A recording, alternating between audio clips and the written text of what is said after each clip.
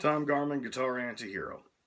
All right, today we want to talk about something that most players understand intellectually or cognitively, but almost all of us miss in some way or another when it comes down to nut cutting time, as they say. And that is the notion of guitar playing being fundamentally a long game rather than a short game. Now, what do I mean by long game? I've often said that guitar playing is a dynamic, integrated process. When I say dynamic, I mean that in two senses of the word. One, things are always in constant flux, is always in a state of change, right? Nothing ever stays the same, there is no stasis. And two, the word dynamic coming from the Greek origin, which means power, all right? That's something else that I teach, is guitar playing is a legitimate path to power. There's a lot of stuff we can do with this, okay?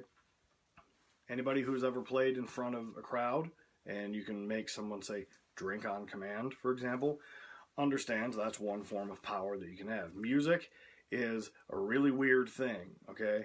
You can make people feel a certain way, you can make people do certain things. We do have a certain degree of power there as guitarists, all right?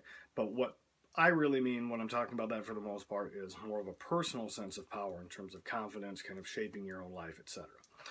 But it is, nonetheless, a dynamic integrated process. It's dynamic, it's integrated in that we have many factors working together to produce the greater result, okay?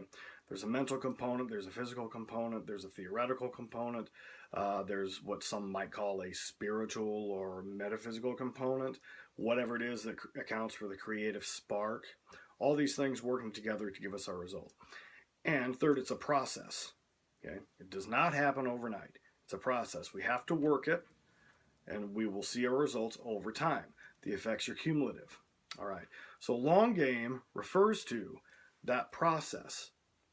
Too often, we approach guitar playing from a short game perspective. Okay? Now, short game can have its benefits, but it's a pretty shitty way to base our entire playing journey, right? Because short game means like you learn a riff here or there, you maybe learn a song, you learn a picking technique or whatever, and you're always coming up short because you don't get the whole picture, right? Short game plus short game plus short game plus short game equals long game, okay? We want to be thinking ahead. Anytime we're doing something in the short term, we're playing the short game, we want to be thinking, how can I take this and leverage this so it's going to benefit me down the road, okay? How can I take what I'm doing now and twist it around to do something different with it? How can I get more mileage out of this? Don't ever make the mistake of just taking whatever it is you're learning or playing simply at face value, because there's always more to it, okay? Think long term, not short term. It's not always easy. It's not always fun. If it were, everybody would do it.